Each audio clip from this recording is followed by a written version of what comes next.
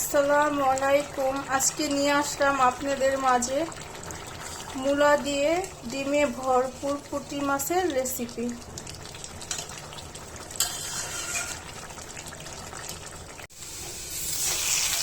পরিমাণ মতো লবণ দিয়ে দিলাম যেন খালি না আসতে যায়।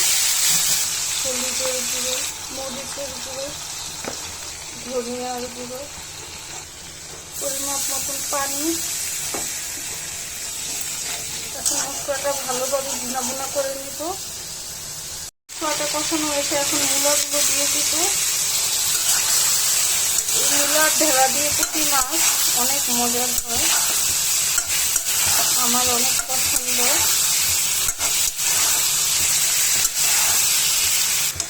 আমি মূলাটা আগে থেকে একটু ভাত দিয়ে নিয়েছি, কেন মূলার একটা গন্ধ আছে, গন্ধটা চলে যায়। এখন ঢেকে দিব। মূলাটা কষানো হয়েছে ভালোভাবে, মূলাটাও সিদ্ধ হয়েছে।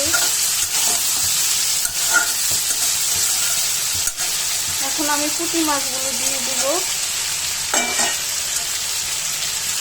ডিমে ভরপুর পুঁটি মাছ, পরিমাপ মতন পানি দিয়ে দেব।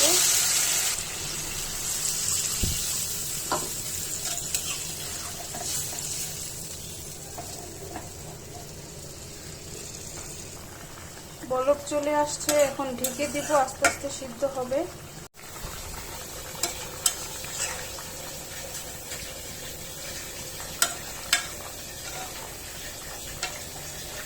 আরেকটু সিদ্ধ হবে মূলাটা, মানে আরেকটু নরম হবে।